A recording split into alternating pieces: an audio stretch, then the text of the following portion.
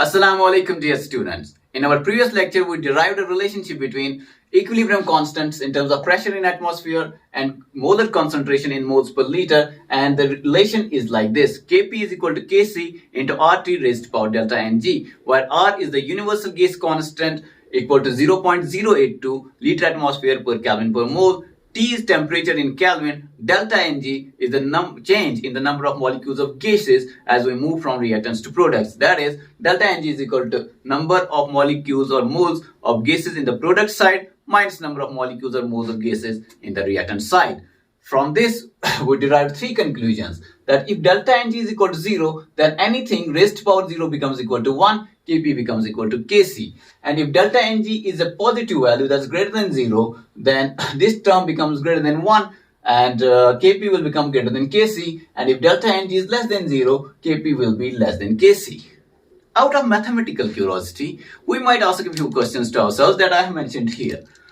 First question we may ask, that is it possible for Kp to be equal to Kc even if delta Ng is not equal to 0? If the number of gaseous molecules is changing during the reaction, can Kp and Kc be still equal? And is it also possible that delta Ng is greater than 0, that it is a positive value, still Kp is not greater than Kc, but Kp is less than Kc? And is it possible if delta Ng is less than 0, Kp to be greater than Kc? We can answer all these questions and we'll take less than 2 minutes to do it. Let's find out.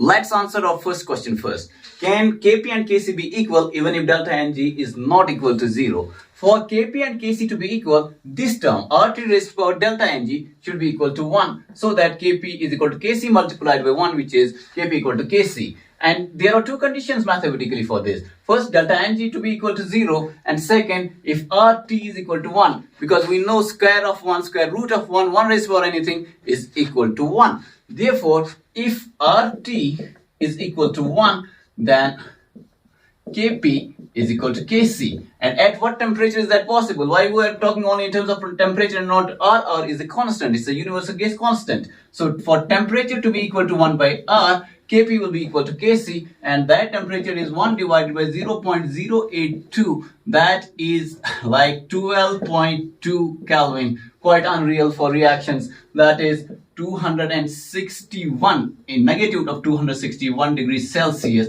Very, very low temperature. It's not as low as I'm showing because I have not existed in that temperature to show how it feels like. Now let's try to answer the remaining two questions. We said Kp greater than Kc, then if delta Ng is greater than 0, and Kp will be less than Kc if delta Ng is less than 0. The questions are, can these equations be reversed? Is it possible for Kp and Kp be greater than Kc if delta Ng is less than 0, and Kp less than Kc if delta Ng is greater than 0? That's very true. That is possible. Yes is the answer. Can the opposite be true? Yes, it can be true.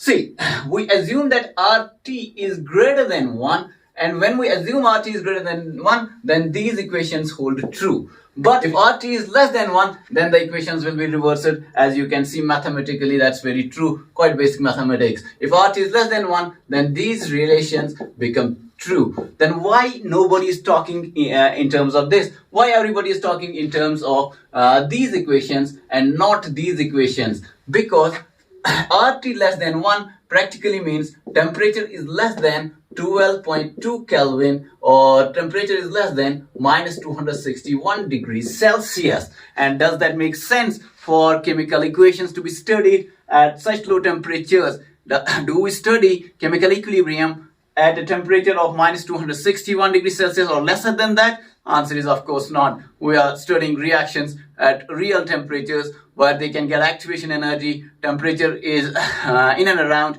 room temperature, maybe a bit higher, maybe a bit lower, but not as low as this.